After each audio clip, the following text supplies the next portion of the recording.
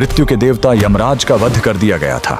जी हाँ, उस दिन मौत को खुद अपनी मौत देखनी पड़ी थी और उनका वध करने वाले कोई और नहीं बल्कि स्वयं कालों के काल महाकाल थे। सिर्फ अपने एक 16 साल के नन्हे भक्त को बचाने के लिए महादेव ने यमराज की छाती पर ऐसी लात मारी कि यमराज के प्राण निकल गए। कहानी शुरू होती है महान शिव भक्त ऋषि मृकंडु और उनकी पत्नी मरुदवती से। सब कुछ था उनके पास, लेकिन एक ही दुख था, संतान का न होना। उन्होंने शिवजी की कठोर तपस्या की। भोलेनाथ प्रसन्न हुए, लेकिन उन्होंने एक कठिन शर्त रख दी। उन्होंने पूछा, तुम्हें कैसा बेटा चाहिए?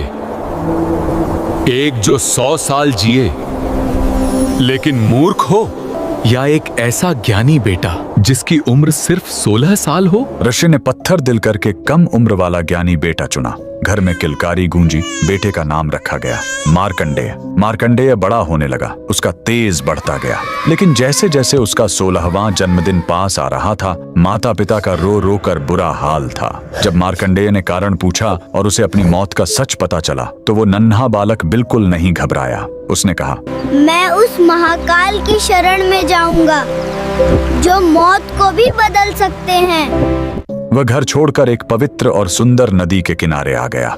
उसने मिट्टी से एक शिवलिंग बनाया और तपस्या में लीन हो गया। लगातार 3 दिन बीत गए। तीसरे दिन जब मार्कंडेय पूरे 16 साल के हुए तो यमराज ने अपने यमदूतों को भेजा। यमदूत जब उसे छूने गए तो मार्कंडेय की भक्ति के तेज ने उन्हें रोक दिया। हार मानकर वो भाग खड़े हुए। अब यमराज का गुस्सा फूट पड़ा। वो खुद अपना घातक काल पाश लेकर वहां आ पहुंचे और गरजे, बालक, तेरा समय पूरा हुआ। डरा हुआ मार्कंडेय शिवलिंग से लिपट गया। यमराज ने अपना फंदा फेंका, लेकिन यही उनसे सबसे बड़ी गलती हो गई। वो फंदा बालक के साथ साथ स्वयं शिवलिंग पर भी जा कसा। उन्होंने अनजाने में महाकाल को बांधने की कोशिश की थी। तभी जोरदार धमाका हुआ। शिवलिंग फटा और कालों के काल महाकाल प्रकट हुए।